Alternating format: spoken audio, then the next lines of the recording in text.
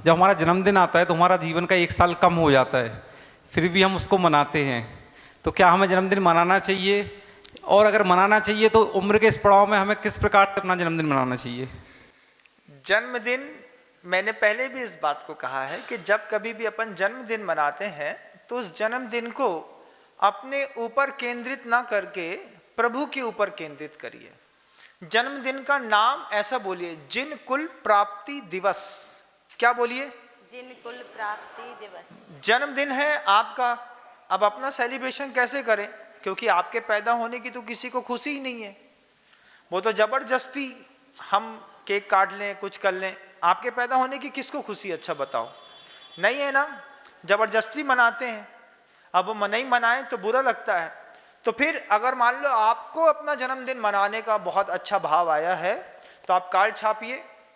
प्रभु जी की और साता कर्मों की असीम अनुकंपा से आज से 26 वर्ष पूर्व मुझे जिन कुल प्राप्त करने का सौभाग्य प्राप्त मिला था, आज उस जिन कुल प्राप्ति के दिवस पर हम आपको सादर आमंत्रित करते हैं कि आप आएँ, हमारे घर में एक साथ मिल करके जिनेंद्र भगवान की महिमा का बखान करें।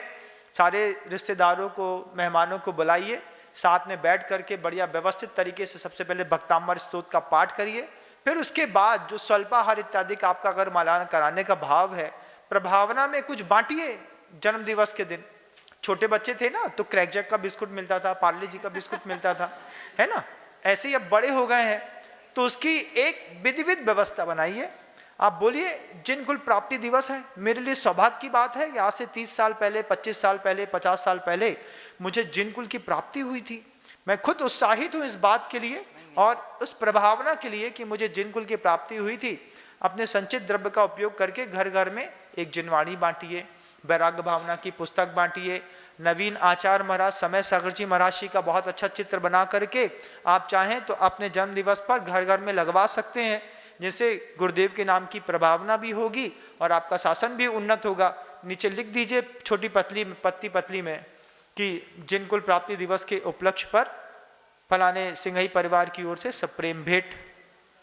इस तरीके का व्यवहार बनाएंगे तो इधर से उधर, इधर से उधर, जब जिन शासन की उपकरण सामग्रियां एक दूसरे के घरों में पहुंचेंगी, मान लीजिए एक माला दे दी, कभी जाकर के कोई जिनवाणी दे दी, कोई अच्छा सा चित्र दे दिया, कभी गए तो कोई महाराज जी के आहार दान के निमित्त से अच्छा सा पीतल का एक पॉट ले आए, पॉट ला करके उनको दे दिया, थाली बांट दी, कटोरी बांट दी, ये कह करके कि जब कभी भी आपके यहाँ गुरु महाराज आए आप इस थाली का उपयोग करें तो सौभाग्य की बात होगी, तो आप अपना पुण्य भी बढ़ा पाएंगे और जिन कुल प्राप्ति दिवस का बहुत अच्छा आनंद भी उठा पाएंगे।